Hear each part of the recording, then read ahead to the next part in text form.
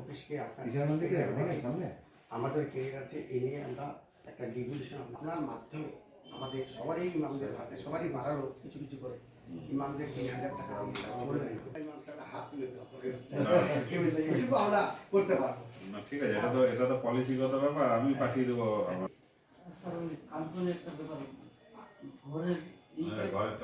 Town secretary ছিল, town secretary ছিল ওনাকে উত্তরবঙ্গের সেক্রেটারি বাংলাদেশ আছে সেক্রেটারির সাথে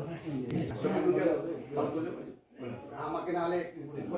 আপনার নাম, আপনি কোন সংগঠনে কি দায়িত্বে রয়েছেন? আমার নাম হচ্ছে মৌলানা মোহাম্মদ আশিরউদ্দিন। আপনি কোন সংগঠনে? আমি সংগঠন আছি অল ইন্ডিয়া ইমাম অ্যাসোসিয়েশনের এই উত্তর দিনাজপুরের প্রেসিডেন্ট। আপনারা আজকে কি দাবি জানালেন? আমাদের দাবি বিডিও বিষয়ে আমরা বিডিওর কাছে গিয়েছিলাম, তো আমাদের দাবি এটাই জানালাম যে সবারই ভাতা বাড়ালো, অল্প কিছু কিছু করে সবারই বাড়িয়েছে, কিন্তু ইমামদের বাড়ানো হয়নি। তাই এই ইমামদের না বাড়ার কারণে আমরা হতাশে পড়ে গেছি যে আমাদের আর ইমাম ভাতা বাড়াবে না। যদি আমাদের ইমাম ভাতা যদি আমরা এইভাবে যদি মুখ্যমন্ত্রীকে যদি আমরা আপনাদের মাধ্যম দিয়ে না জানাই, তাহলে হয়তো মুখ্যমন্ত্রী আমাদের ভাতাগুলো বাড়াবে না।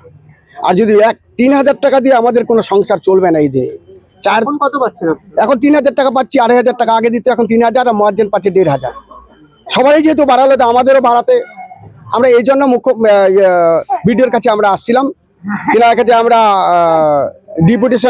ডিপুটেশন দিলাম যে উনার মাধ্যম দিয়ে যেন মুখ্যমন্ত্রীকে দপ্তরে যায় এবং ইমামদের ভাতা যেন বাড়ায়। কেন বাড়াচ্ছে না, কেন কি মনে করছেন?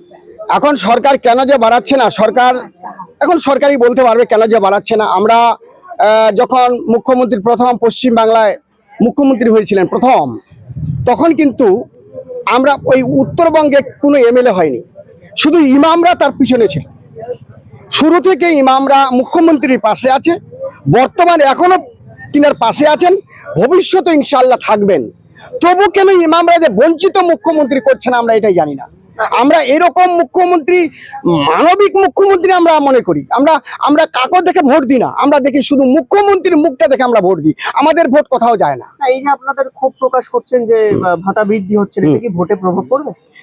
না, এটা ভোটে প্রভাব একদম বলতে পারবো না। মানুষের অন্তরের ভিতর তো আমরা নেই।